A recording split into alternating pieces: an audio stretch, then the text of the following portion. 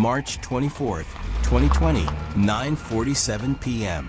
23-year-old Marissa Cole steps off the curb, pauses for less than a second, and then gets into the passenger seat of a dark sedan without hesitation. The camera angle is fixed, slightly grainy, mounted high above a quiet residential street in Columbus, Ohio. It captures everything investigators would later rely on. Marissa is not forced. She is not looking over her shoulder. There is no visible struggle. She opens the door herself, leans in, and disappears inside. At first, that single detail seems to answer every question. Police would later say the same thing. She got in willingly. But what that camera didn't show, or rather, what no one thought to look for, would quietly unravel that assumption piece by piece. Because something in that footage doesn't add up. Something subtle. Something almost invisible, unless you know exactly where to look. And once you see it, the entire case changes. Tonight, we're going to walk through that footage frame by frame and show you the detail that everyone missed. The one that proves Marissa Cole didn't make that choice freely. And by the end, you'll understand why that single moment, just a few seconds long, became the most important piece of evidence in a case that almost went cold. Marissa Cole had a way of making ordinary routines feel intentional. She was 23, living alone for the first time in a modest apartment on the north side of Columbus. It wasn't glamorous, but it was hers. A second-floor unit with thin walls, a narrow kitchen, and a window that looked out onto a parking lot she jokingly called a skyline. She kept it clean, almost meticulously, so not out of habit, but because she liked control. She liked knowing where things were, how her day would unfold, what came next. Friends described her as careful, but not in a fearful way. She wasn't reckless, and she wasn't naive. She planned. She double-checked. She shared her location when she went out at night, even if it was just a quick drive. Not because anyone told her to, but because it made sense to her. That's what makes what happened so difficult to reconcile. Because nothing about Marissa Cole suggests someone who would take a risk like that. On the morning of March 24th, 2020, Marissa woke up just after 7:30. Her phone alarm had already gone off twice. She had a habit of letting it ring once, then again, before finally sitting up. It was a Tuesday, and like most Tuesdays, she had a full shift scheduled at the dental office where she worked as a receptionist. The job wasn't permanent. She had plans beyond it. She talked about going back to school, maybe for dental hygiene, maybe something else entirely. She hadn't decided yet, but she was saving money slowly, deliberately. Every paycheck was divided into categories: rent, groceries, savings, emergency. She had an emergency fund. That detail would come up later, in ways no one expected. By 8:15, she was out the door, coffee in hand, hair pulled back, moving with the kind of quiet efficiency that defined most of her life. The drive to work took 15 minutes if traffic was light. That morning it was. At the office, nothing stood out. No arguments. No strange phone calls. No signs of distress. Her coworkers would later say the same thing over and over again. She was normal. She checked in patients, answered calls, scheduled appointments. She laughed once, around noon, at something one of the hygienists said. It wasn't forced. It wasn't distracted. It was real. And that matters. Because when investigators later tried to understand why Marissa would step into a stranger's car without hesitation, they went back to this day. They looked for cracks, for signs that something was wrong. They didn't find any. Her shift ended at 5:02 p.m. She stayed an extra 10 minutes to finish a call, then clocked out. Outside, the air was colder than it had been that morning. Early spring in Ohio has a way of doing that. You leave in sunlight and come back in a chill that feels out of place. She drove home, stopping once at a grocery store less than a mile from her apartment. The receipt would later confirm the time. 5:41 p.m. She bought a few small things: pasta, sauce, a single bottle of sparkling water. Nothing unusual. Back at her apartment, her routine continued. Shoes by the door, keys on the small wooden tray she kept for that exact purpose. Groceries unpacked immediately. She didn't like leaving things undone. At 6:18 p.m., she sent a text to her younger sister. Just a quick check-in. A photo of the dinner she was about to make. It was something simple, something she'd made before. Her sister replied a few minutes later. They exchanged messages briefly. Nothing significant. No plans. No mention of meeting anyone later that night. That silence would become important, because by all accounts, Marissa had nowhere to be at 9:47 p.m. She didn't have a date. She didn't have plans with friends. There was no ride scheduled, no delivery expected, no reason for her to be waiting outside. And yet, just before 9:30, something changed. At 9:28 p.m., her phone records show a brief period of activity.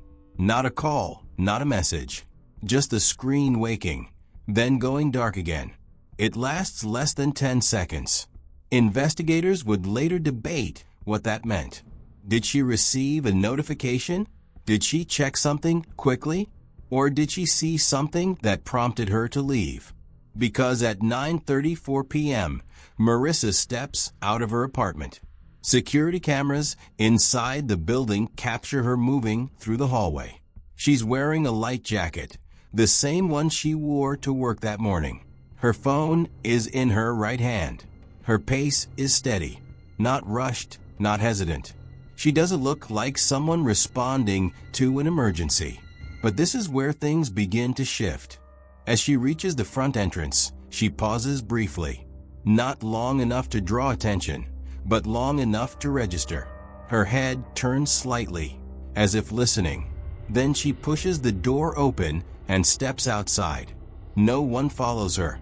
No one meets her at the door. And for the next 13 minutes, there is a gap. No cameras, no witnesses, no clear indication of where she goes or what she does. That gap would become one of the most debated segments of the entire case. Because when Marissa reappears, it's on a different camera, one positioned across the street from a row of townhouses, just 2 blocks away from her apartment. And she's no longer walking with the same rhythm. There's something different in the way she moves. Subtle, almost imperceptible, but it's there. A slight stiffness, a hesitation that wasn't present before. At the time, no one noticed. Because what happens next would draw all the attention. The car, a dark sedan, pulls up along the curb. The headlights remain on. The engine is running. It doesn't circle the block. It doesn't slow down gradually. It arrives like it knows exactly where to stop. Marissa steps closer. And then, without visible resistance, without looking around, without signaling distress, she opens the passenger door and gets in. Just like that. But this is where everything changes. Because the question isn't why she got into the car. The question is what happened in those 13 minutes before she did. And more importantly, what didn't anyone see? By the time officers arrive at Marissa Cole's apartment the next morning, the narrative has already begun to form.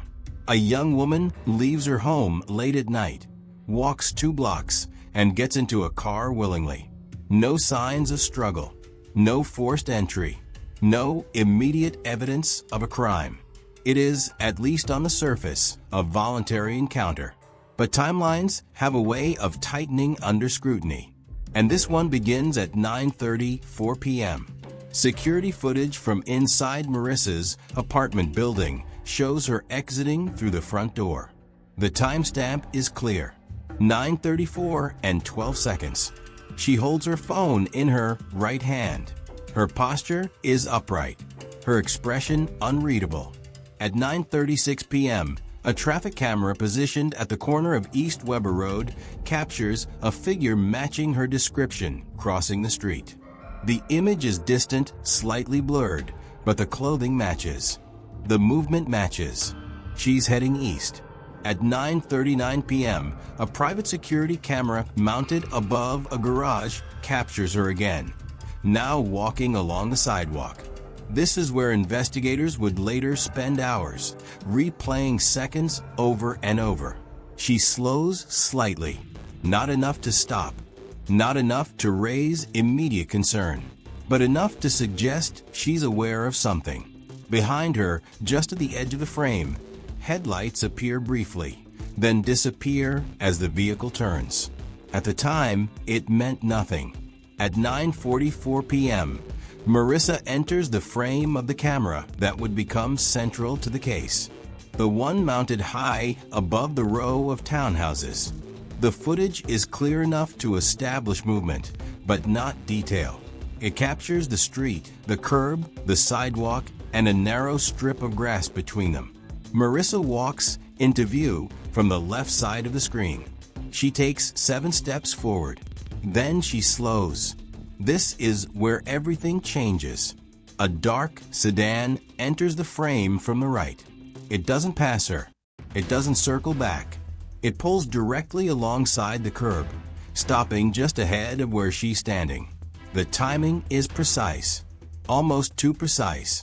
The car idles, headlights on. No visible signal, no horn.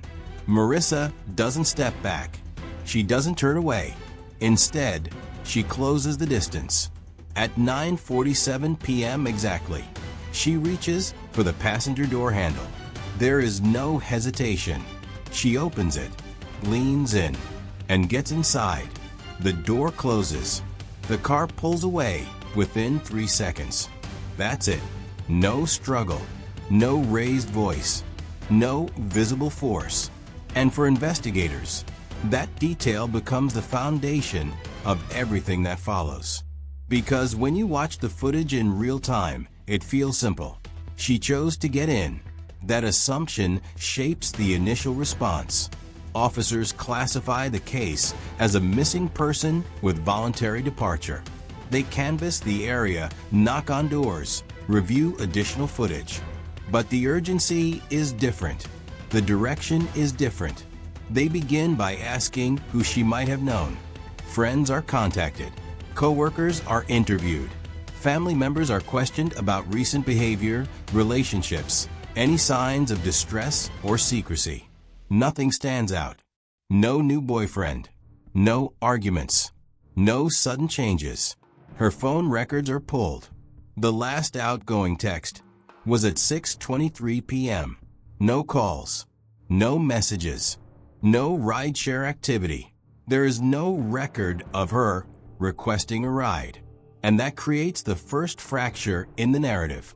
Because if she didn't call for a ride, then how did the driver know where to find her? But this is where attention shifts in the wrong direction. Investigators begin focusing on the idea that Marissa may have arranged something off the record. A private meeting. A ride through an unregistered service. Something informal. They dig into her social media. Direct messages are reviewed. Friend lists are mapped. Names are pulled, cross-referenced, interviewed. One name surfaces repeatedly. Evan Harper, a co-worker. Not close, but familiar. He had given her a ride home once months earlier, after her car was in the shop. He owned a dark-colored sedan, and that was enough. Within 48 hours, Evan becomes the primary focus. He's brought in for questioning. Cooperative. Calm. He acknowledges knowing Marissa, confirms the previous ride, but denies any contact on the night of March 24th. His phone records show no communication with her that day. But that detail is overshadowed by the footage. Detectives play it back during the interview, frame by frame. They point to the car. They point to the timing. They suggest recognition. Because to them, the most logical explanation is familiarity. She got in because she knew the driver, And Evan fits that theory. A warrant is obtained. His car is searched. Nothing. No trace evidence. No personal items. No indication that Marissa had been inside. Still, the pressure builds. Because once a narrative takes hold, it's difficult to break. Evan is arrested on suspicion of abduction. The case moves forward, and for a while, it seems like it might hold. But this is where everything begins to unravel. Because outside of that footage, there is no evidence placing him at the scene. Traffic cameras don't capture his vehicle in the area at the relevant time.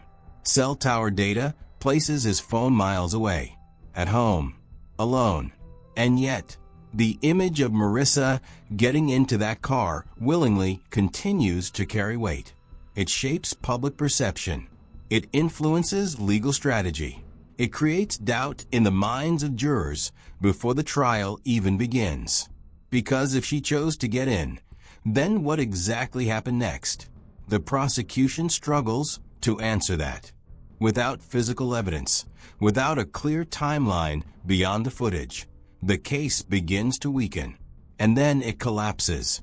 Charges are dropped. Evan Harper is released. But by then, the damage is done.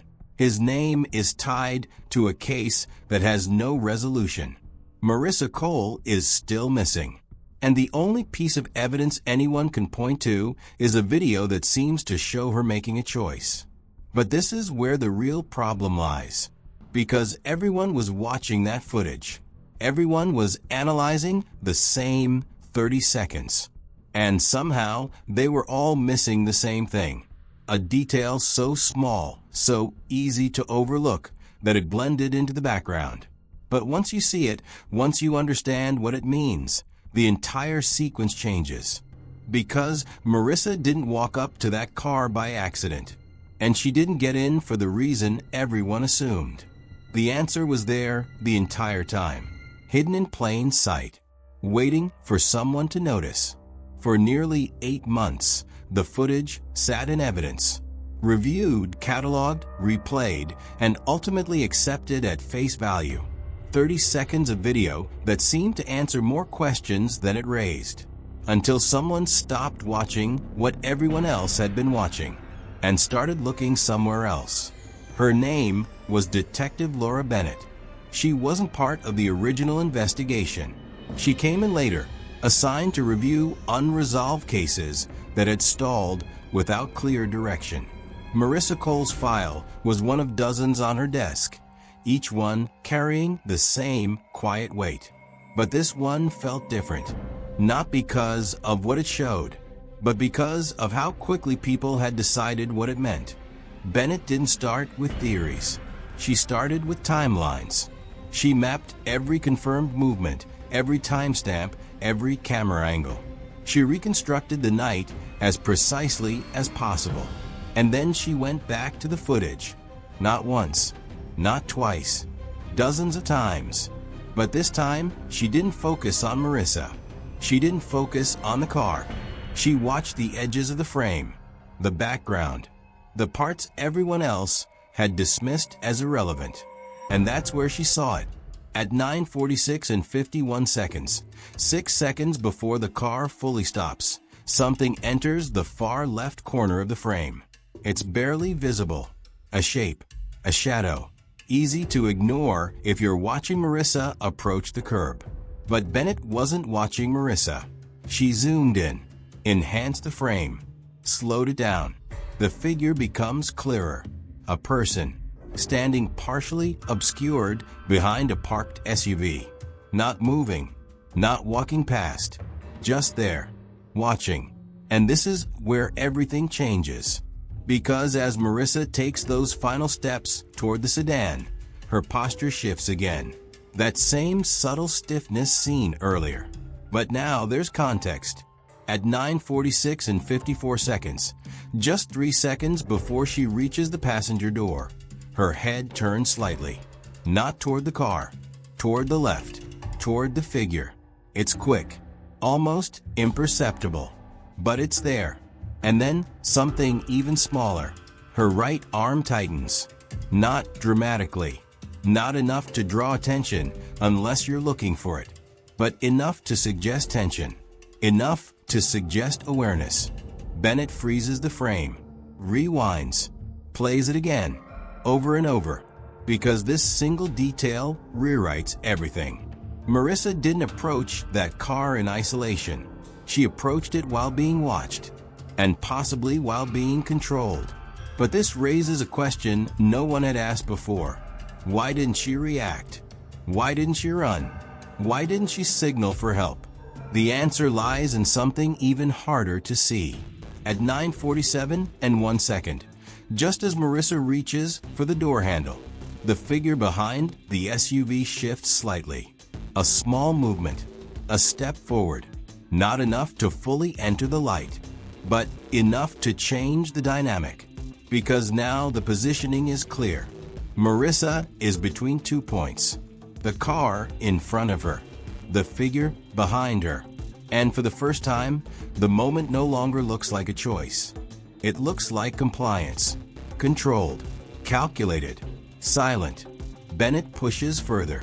She requests footage from adjacent cameras that were previously considered irrelevant.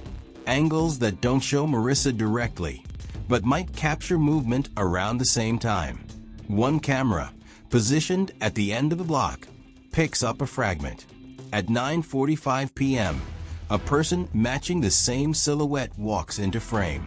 Hands in pockets, hood up. They stop near the parked SUV, and they stay there, waiting.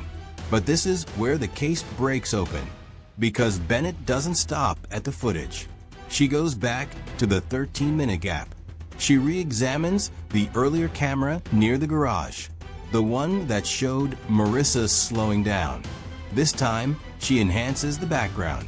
And there it is. Headlights. The same pattern. The same spacing. The same vehicle. Following her. At a distance. Not close enough to alarm, but not far enough to lose track. The sedan didn't arrive randomly. It tracked her from at least 9:39 p.m., possibly earlier, which means this wasn't a spontaneous encounter. It was coordinated. 2 people, 2 positions, 1 outcome. And suddenly, the assumption that Marissa got in willingly collapses, because willingness implies freedom, and Marissa didn't have that. Bennett compiles everything. The figure behind the SUV, the synchronized arrival of the car, the consistent presence of the vehicle in earlier footage, the shift in Marissa's posture, the glance over her shoulder. Individually, each detail is small. Together, they form a pattern that cannot be ignored. The case is reopened, this time with a different lens. Phone data is reanalyzed, not for communication, but for proximity. Devices near Marissa's phone that night. 2 numbers appear repeatedly. One belonging to a known associate of a local burglary crew. The other, a prepaid device with limited activity. Both ping near her apartment. Both move along the same path. Both disappear after 9:47 p.m. Search warrants follow. Interviews. Pressure. And eventually a break. One of the individuals connected to the prepaid device confesses to involvement in a series of targeted abductions. Victims selected based on routine. Approached in controlled environments. Moved quickly, quietly, without drawing attention. Marissa Cole was one of them. The driver, the watcher. 2 roles, 1 method, and that detail, the one everyone missed, becomes the turning point. Not the car, not the moment she opened the door, but the presence just outside the frame. The reason she didn't run, the reason she didn't hesitate. Because she understood something the camera couldn't fully capture, that she wasn't alone. In the end, both individuals are arrested, charged, convicted, and for the first time since March 24, 2020, the case has an answer. Not the one it started with, but the one that was always there, hidden in plain sight. A reminder that what we think we see isn't always the full picture. And sometimes, the truth isn't in the center of the frame. It's waiting, quietly, just outside of it. If this case tells us anything, it's this: pay attention to what doesn't seem important, because that's often where everything begins.